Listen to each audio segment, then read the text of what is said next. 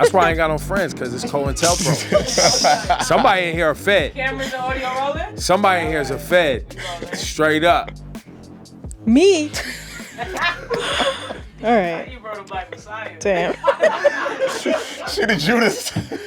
Somebody in here COINTELPRO. Yikes. Counterintelligence Project.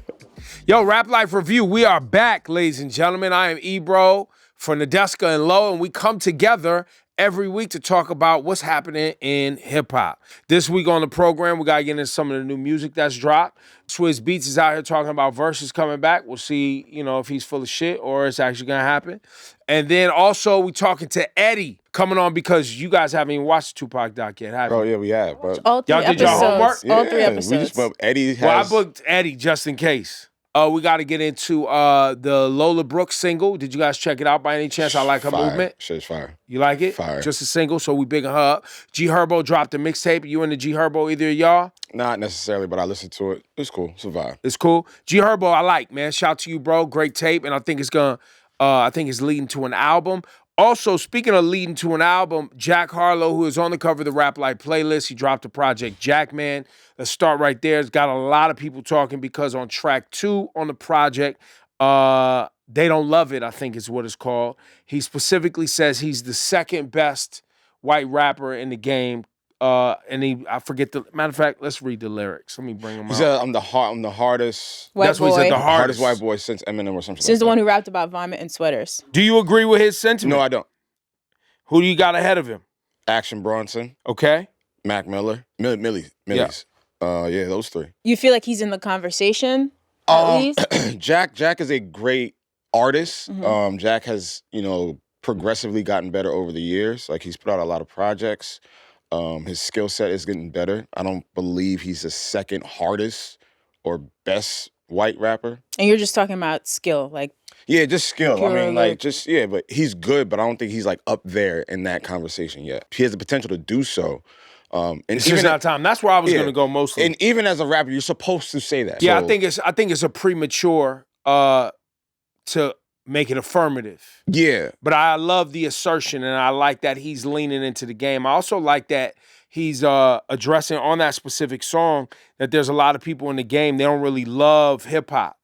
They love the money, they love the notoriety, but are they actually studying this shit and leaning into this shit because they love hip-hop? There's two songs specifically outside of this that jumped out. I spent some time with it. Common Ground, which I think he did the work there on that. You don't hear a lot of white rappers' ability to do that work where they can actually talk about what white kids are doing in suburban USA to disrespect the culture. Even, I don't know if that's the song, but one of my favorite lines is him also talking about condescending white kids from the suburbs. That's becoming Common Ground. rap journalists. That's the intro. That's the intro. Yeah, That's the first record. Yeah, it's the first record. These Important. internet know-it-alls who don't live it, don't know where the culture comes from, don't Create care these about lists, the people who come from the culture, but want to pass judgment on what's happening in the culture or think they have more say-so. I mean, but that narrative's been happening. Are you? No, but the fact that it was addressed in I haven't heard song, it. Yeah, I haven't heard it addressed in a song. And I put think to music in a rhyme by a white rapper, I think. It's important. Because the last time I heard a white rapper do it was Eminem with White America, and he didn't go that far to Eminem went harder than Jack Harlow. Right. Eminem basically was like, yo, if I was black, I would have sold half. Right. You know what I'm saying? And y'all only like me because of my appearance. But if I was just another black rapper, y'all wouldn't even care about what I was saying. Matter of fact, what I'm saying in the records, Eminem said this on White America, what I'm saying in the record has been being said in rap, and none of the government officials, none of y'all cared until it was a white kid saying it. And now y'all care so much about the content, but you didn't care about when kids from the hood and black kids were saying it. it's important. a testament. Because when I think a black artist responds to those, we've all seen those articles. Sometimes it feels like they're just being straight up disrespectful. They're commenting on elements of black culture that I personally think you have no business commenting on. When a black artist responds, you're just whining because we didn't like your music, I think it's really important that he addressed it. In general, I like the confidence on this project. I know he's taken a lot of heat on the internet. He's always going to get some flack for being a white rapper, but I also like that he leans into it. There's another track later on the album where he's talking about maybe it's not all the years that I put in the studio, all the time I put in studying in the game, all the time I spent with my aunt and my mom and people who raised me to be respectful. It must just be my skin. I feel like I like the confidence that he's showing on this project. Do you for believe sure. like there's a different narrative that he's trying to paint? Do you believe that he's trying to like, because like, you know, when I look at Jack Harlow, I look at him as like a fun, safe artist that, likes the women and likes the, the glamour and all that stuff. But like, it sounds like there's a different narrative that he's trying to paint. I wouldn't say that he's going to a place of, first of all, Jack is openly very sober. He doesn't drink. No, yeah. And I don't think he smokes. He's just, I've actually, when Drama first signed him, he sent me his music. So I've listened to him before the success of that record he had with Wayne, where I was like, oh, okay, this kid's really rapping, and he's rapping in a way that he's not trying to be something that he's not. I think he's trying to, based on me listening to the project, it doesn't feel like he's trying to be something that he's not or establish a narrative that is beyond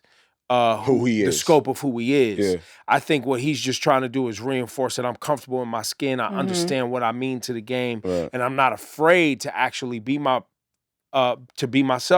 And to be honest with you, I mean, a white rapper ain't never took his shirt off on the album cover. Let's just be honest, he's breaking ground. He wasn't afraid to show his little pale bird chest on the album cover. Is it a bird chest?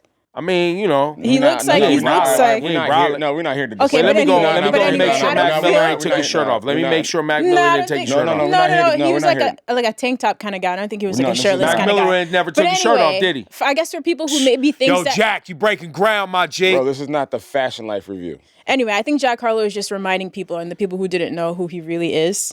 No, Mac had his shirt off. Mac had his shirt off.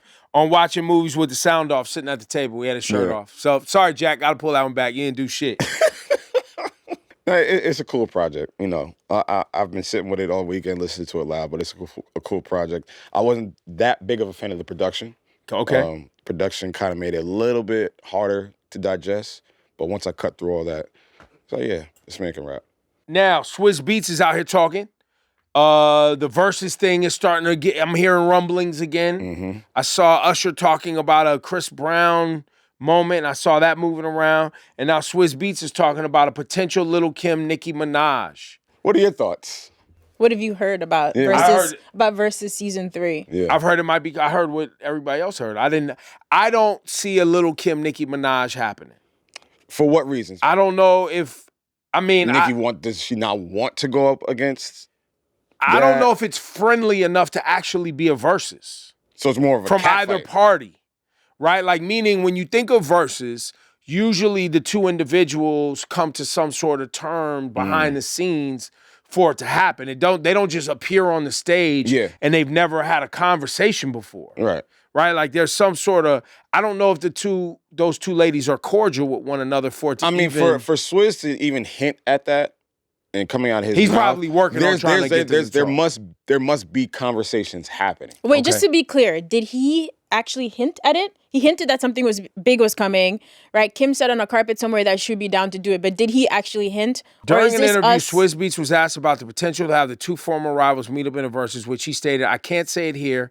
I can't say. Just know that if you're gonna wait this long for Verzuz, it's definitely gonna be worth the time." So that was an affirmative. The thing people know about me is if I'm being quiet, things are happening. Yeah. There was no declaration of no, that's not happening. There's no declaration that it is happening. But the fact is, he's insinuating that something is happening. And he's saying that without saying that he's had conversations probably with both parties. So that's what I think that's what I got from that. Now, if we go to the actual battle, how does this play out? Well, y'all know me and my Verzuz take.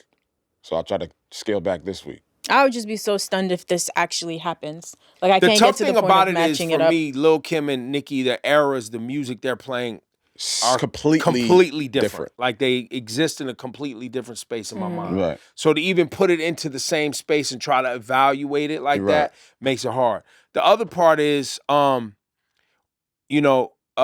trying to think of like special guest pop outs. Kim could still have a couple with the locks. Bring out Puff. Bring out Puff if possible. Nicki's gonna have Drake and Wayne, which is gonna be, crazy. You know what I mean? Nicki's obviously gonna have her fan base, which is much larger than Lil Kim's. Yeah. Creating a moment. Song for song, it's gonna be tough.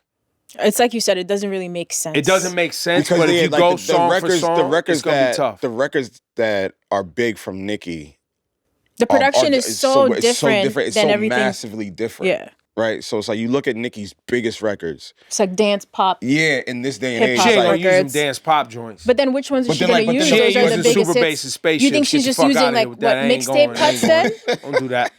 No, I'm being serious. And me and the then. Barbs, they gonna agree with me on that. No, We I not feel doing you, that. but then which songs? I'm saying, will she use mixtape songs? Because when she started dropping albums, like Itty Bitty a lot of those Piggy, were yeah, like, so it's like- gonna be just yeah. a mixtape era then. Well, no, she could still do Did It On Them, Bees in the Trap, Right, Moment right. for Life. Yeah. She got a few like rap, straight ahead But rap records. What's if- the other one? Chun Li. She got some. if it's You know what just, I mean? if it's just rap records that we're going against, if it's just like just straight bars, like Nicki, Kim is Kim got hammers. Kim's That's why I going- said it's gonna be tough. Kim's But gonna I don't know wipe- if she's gonna be able to go 20 deep. Kim. Yeah, Kim. Yeah, that could be hard. But like, if you strip away those big pop records from Nicki, that 20 doesn't Let look me see. that. Let me hang on. I don't know. I'm saying that 20 I don't don't know. look Nicki that got some pop. hammers, bro. I'm just saying, if you strip away those big ass records Let me see. and then throw those other records with Kim, that could be a pretty Did even It On battle. Them, Chun Li. She got the what's the thing? The truffle butter joint. Yeah. She's still gonna do. Dang, she got records. She got records with Beyonce. But Beyonce is she came gonna, out to support like- Nicki Minaj. That'd be crazy. that would just be unfair. Kim, it's over, B. If Beyonce come out, good night. So we doubt it's gonna happen. After talking about it for But that was your 20 first But we love to breakdown. That's for you speculate guys for no to reason. comment and say whatever you want in the comments. So we can't talk about the Tupac documentary because we are not on this program. Yeah. I think equipped Experts. without. So we got to bring in somebody that is from the West Coast. That apparently they say if you're gonna talk about the Tupac, We gotta have him. We got to talk to Eddie. Right. So Eddie's here. Man, what's up, fellas? What's up, ladies? How y'all doing? We We good, good, man. man. So I've been trying to get these two to watch the Tupac doc. I don't know if they actually have. That's the real reason here told because us. I couldn't rely on them. You told us So I was once. like, yo, let me bring in my compadre who is passionate about it to get into why people should be tuning into this documentary. All right, so this is a conversation between just you two. That's Lo right. You Lo guys and I are should done. just Right, sit it's this the right- one no, out. it's the right side of the couch. Right side of the couch. Right There's side of the nothing Right to side add of the today. couch is out. Word. All right. The people in the comments know. They see their expressions. Y'all know. So here's my thing with Tupac, right? So we live in a day and age where we feel like the Tupac thing has been oversaturated to death, especially people of like our age. We feel like we've seen, we know everything there is about Tupac. We listen to music, we've seen movies and TV shows and miniseries and docuseries and everything else. And I thought I knew it all at this point. But in reality, when I watch this doc, what it does different from every other form of media I've seen about Tupac is it gives you a prism of his mom and the duality of not everything Tupac went through, but his mom was a legit freedom fighter. I've heard Pac a million times talk about how his mom was a Black Panther, and he's gone in depth. And I've seen Pac not only rap, I've seen him speak, I've seen him go to like these Black conventions and go up there and talk with passion. But in reality, when you see it through the prism of his mom, you realize this woman, Afeni, has known no peace. This is what she felt was her purpose on this planet was freeing her people. She wasn't a Black Panther. She was one of the Black Panthers. Talk to him. Laws were changed because of the effect that Afeni had in New York. And we've heard Pac talk about how when his mom was pregnant, she was in prison. Like, she was looking at 300 years, and she went up against the U.S. government and won. She went up against informants in the Black represented herself Panthers in court. and the presence that she had and what that meant to Pac and the influence that Pac had on the whole generation, me included. And I've seen people like, Pac was a studio gangster. Pac wasn't even really from California. Pac was this, Pac was that. But you can see what changed in Tupac and why he ended up being the way he was. What Pac wanted to do was wanted to enlighten, free his people. What ended up happening between him having to shoot the police in Atlanta, not having to, but he shot the police in Atlanta, won that case, him being brutalized by the police in Oakland, all the cases he was getting from his own words, the sexual assault that he actually did go to jail for, what ended up happening with that and how he felt like, wow, my people will come at me like that, and my name is getting soiled, and all I'm trying to do is uplift people. And then even him getting shot, and Pac said it a million times, he never thought a black person would shoot him. So you can actually see what turned for him, and this guy that wanted to be one thing, how the anger just started to take over. And he still was a freedom fighter, but it was, why wouldn't you be angry at that point? Well, I think the other piece in there, Eddie, is the fact that you had all of the trauma that he saw the people who raised him going through. So you factor in the splintering of the Black Panthers in that movement and the COINTELPRO and everything, and then his mom being an addict, right? Mm-hmm. Which at the time of his mom being actually in rehab, I think was when Pac was like in his early 20s. Mm-hmm. So he had just got into his record deal, those first couple of albums, and his mom was going through rehab. Mm-hmm. So then you had all of the things that Eddie just spoke about happening while his mom was just kind of like getting out of rehab and getting to enjoy the kind of the fruits of him being an artist.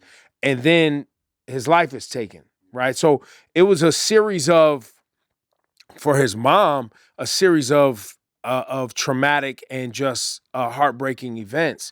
For Pac, it was the same thing, which you factor in everything Eddie just pointed out. You have somebody who's dealing with childhood trauma, then they get into this rap game and they're getting manipulated, attacked. That's a whole other trauma that's happening to them. I think that's one of the most powerful things for me. I never forgot or didn't understand, because I'm older than Eddie. So I knew who Afeni was and the Black Panther 21 and what happened here in New York and the COINTELPRO and how they really tried to get, Assata, Afeni, Mutulu and these people and really put them away for life for what they called like conspiring against the government. So these were like legit political prisoners in the United States, which there's still many that are incarcerated. Right. But I think what's important for me, and I think I'm saying the same thing Eddie's saying, is that many people don't really understand it. I don't think we'll ever even see what another individual in music like him, like Tupac. Right. Yeah. Right. And I think when people are emotional about what he means in hip hop, that's where it comes from, because I think they understand the gravitas, if you will. Yeah, he was way more intelligent than I realized. And I think for a lot of us, I'm sure I'm not alone here, I feel like I have a pretty good grasp on American history and how Black people have been abused. But I think even when we were all stuck at home watching what happened with George Floyd, I was realizing at the time there's just so much that I don't know, so much that I still had to learn. And I think a lot of people and probably other artists feel that way too. They're scared to speak out, and I think a lot of it is because of a lack of knowledge. I didn't realize that this was just in his blood. When you watch him give those speeches in the doc, it's powerful. It's like he's like you said, in his early 20s at those points. Yeah, he's like 23. It's like amazing 22. to hear a 20-year-old be so informed. But yeah, Afeni like taught him well, and I didn't realize as well, like when we talk about Pac, someone says it really early in the doc that no matter what corner of the globe that you touch, people know and love this man. And I couldn't necessarily, I knew he was charismatic and he was a great artist, but I couldn't always put my finger on it. But I didn't realize that he also had the intention that he wanted to save the Black community first and foremost, but that he wanted to like touch and unite all people. I didn't know that was a clear intention of his. And that put a lot of things in perspective for me too. Yo, Eddie, man, appreciate your time today. I appreciate y'all. We couldn't have done it without you, bro. You see what's going on over here on the right side of the couch. Also, happy birthday, brother. Hey, man, appreciate y'all. I love y'all, man, and thanks for always deciding to have me on, man. The time is appreciated. New segment. Y'all ready for some segments on Rap Life Review? Let's do it. We have a whole franchise. If you're interested in new music, there's the new Chicago. There's the new New York. There's the new LA. There's the new Atlanta. Matter of fact, you could even see the new London, the new Japan, the new Australia. Yeah. It's all music, predominantly hip hop that's new, that's coming out, just new music. And so this segment's going to be called The New, right? Which our homework each week would be to come with a new record that maybe we should tell the people to pay attention to. Lo, you got something? I got something. Right. My homeboy put me on to this young lady last night. Okay. Her name is Jamara Taylor, and she dropped an EP called Uptown Girl. And one of my favorite records is 5 records. One of my favorite records is 1-900 Fuckboy 2. Wow. And it samples... Tell us how you really feel. It samples Jay-Z's 1-900 Hustler. So it's a drill joint. Okay. But they flip the samples pretty dope. Wordplay is witty. I'm not a big fan of the drill rap, but She caught my attention with this, so I need y'all to check that out. Jamara Taylor, Uptown Girl. She's from Harlem. 5-song EP on Apple Music. That is the new. One more time, the title of the song. 1-900 Fuckboy 2. Bet, thank you. You're tuning in ASAP. Of course, ASAP. It's perfect. Yo, what a good fuck boy, too. You just wanted me to say that shit. That's so great. Again. What a great title. Ebro, what you got for me? This week, I would say the first thing that comes to my mind, something I'm really excited about, also out of New York, also from Harlem. A young lady by the name of Anatha Pantha. Y'all up on Anatha Pantha? Nah, put me up on. She is, I think, affiliated with A$AP Ferg. Mm-hmm. She's put out 2 or 3 songs already. Straight Ahead is not stylistically. It feels very. It feels like she could be from anywhere, anywhere USA. It's not like a specific, like you said, drill. Yeah. It's not specifically this or specifically that, but she's barring it up. The visuals are incredible. She got a record called "Bitches with Attitudes." The videos are incredible, paying homage to a lot of New York specific. Like she has one video feels like Rough Riders anthem a little bit, Right. But her name's Anatha Pantha. Hope you enjoyed that episode of the Rap Life Review. I'm Nadeska, and you can catch me here every single week with Lowkey and Ebro. Make sure you never miss an episode by subscribing. Give us a like and drop a comment so we can hit you back next week.